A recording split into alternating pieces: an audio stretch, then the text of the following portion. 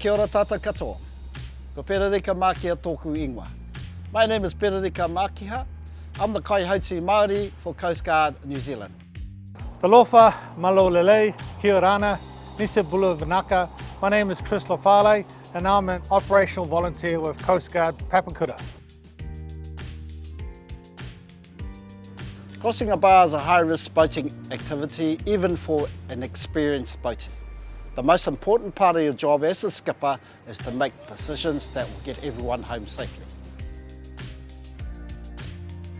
Key things to remember here are to never attempt a bar crossing without the correct knowledge and experience.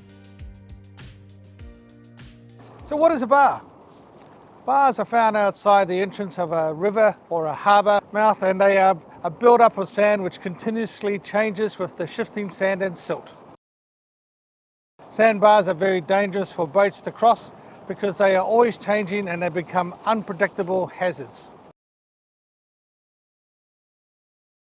Every bar is different, so it's important to understand the local features of the bar that you plan to cross. Planning starts before you leave home. In the days leading up to your trip, make sure your boat has been serviced and is seaworthy. The following acronym will aid you in ensuring the relevant equipment is on your boat. PASSBF, Pass Before. P stands for Personal Flotation Device, life jacket. Ensure there is a correctly fitted life jacket with a quad strap for everyone on board the boat. A is for anchor, chain and warp. S is for signalling equipment. A minimum of 2 forms of communication, i.e. VHF radio, mobile phone and a waterproof zip lock bag. Flares or EPIRB. Second S is for secondary propulsion, auxiliary motor or oars. B is for bailer, bilge pump, and F is for fire extinguisher. Make sure that you have enough fuel. Use the 1/3 fuel rule. Have 1/3 for the trip out, 1/3 for the trip home, and 1/3 spare. Always check the marine weather forecast and be sure to look at the wind and the swell. You can find this information on our Coastguard app. And it's important to know the tide times for both heading out and coming back across the bar. Plan a trip timeline for getting out and getting back across the bar. Make sure you obtain local knowledge from the Coastguard unit or local experienced boatie about the best time to cross the bar. It's important to know the navigational markers for the bar you are planning to cross, as some bars have leading lights, beacons or landmarks. So in summary, check your boat using Pass BF, plan your trip, check weather and tide for the day you go out, check local information about the bar that you're going to cross.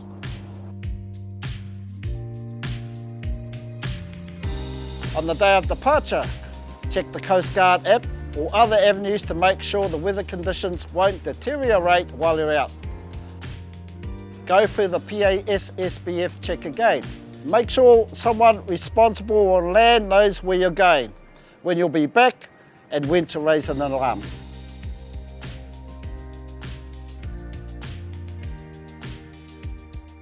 Identify the navigational markers and observe the best route to get across the bar and back. Double check your fuel and make sure the breather is open on your tote tank. Put your bung in and secure gear and any loose objects in your boat. Make sure you have 2 forms of waterproof communications. Check that they are working, battery power and recharging options too. Do a radio check with the Coastguard to ensure your radio is working. Go over the safety equipment with your crew and make sure everybody knows where it is and how to use it. Ensure everyone puts on their life jackets. It's really important. Immediately after launching, log your trip report with Coastguard.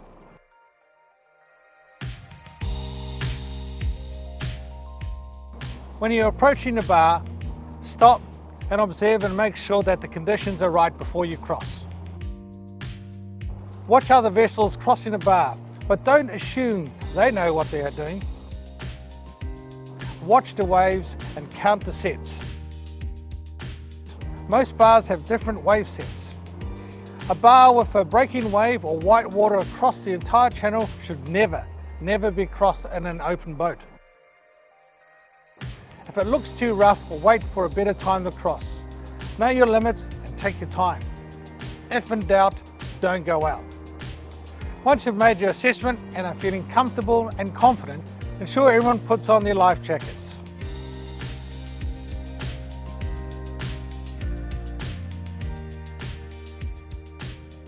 Good afternoon, Coastguard, Winstone Rescue, about to cross the Southern Channel, Cape Rēinga. When you're crossing a bar, it is vital that you log a bar crossing report with us on VHF or star 500 on your mobile phone. That way, if you don't close your report within 15 to 30 minutes, we'll launch a search and rescue response. Brief your crew before crossing the bar. Tell them where to stand or sit and make sure everyone has 3 points of contact and holds on tight. Stress that everyone needs to stay in the same place as people moving around the boat will create instability. So watch for a lull in the waves. Once you have committed to crossing the bar, you are committed. Never turn around on the bar. Otherwise, a wave can hit your side, which can easily capsize your vessel. Approach the wave straight on and proceed with enough speed to make safe headway. Slow down as you reach the wave, but make sure you have enough speed to carry on to the top of the wave so that you can gently come off the back of it. One of the most common mistakes made when crossing a bar is exiting the channel of the bar too soon. Don't take shortcuts. When you have safely crossed a bar, the water will tend to become deeper and calmer.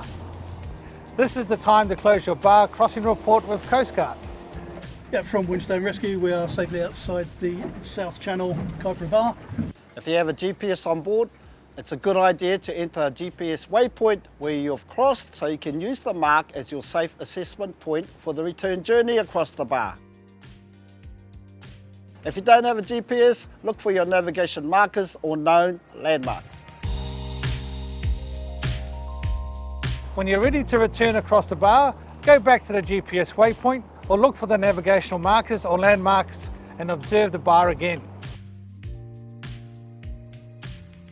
Before committing, you need to ask yourself, are the conditions safe? Is the tide suitable? Remember high tide. Crossing a bar because you feel pressed to get home is a recipe for disaster. If you feel that the bar is unsafe to cross, contact Coastguard on VHF or star 500 on your mobile and we'll help you make a decision. If you decide to cross the bar, rebrief the crew and secure any loose objects. Remind your crew to hold on and to stay in the same place while crossing. Think about weight distribution, especially if you've added weight to your vessel with fish or seafood. Assess the waves. When you're comfortable, log a bar crossing report with Coastguard. Again, identify the local channel markers or landmarks to help you navigate your vessel back across the bar safely.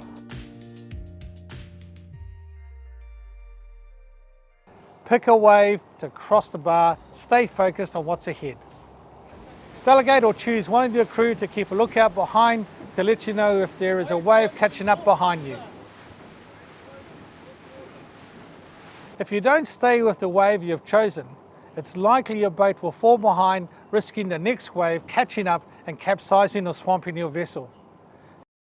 Ensure you proceed on a straight direction at an adequate speed. You'll know when you've safely crossed the bar because the water will tend to become calmer. Coming down. Once you're confident that you have crossed the bar, close your bar crossing report. It's really, really important, otherwise Coastguard will start search and rescue procedures. Yeah, Coastguard, we are safely inside the Southern Channel, Cape Rēinga. Thank you for your watch. Once you've done that, then head on back to the boat ramp. Coastguard Radio. Once you get to the boat ramp, close your trip report. 7952, Winstone Rescue, closing trip report.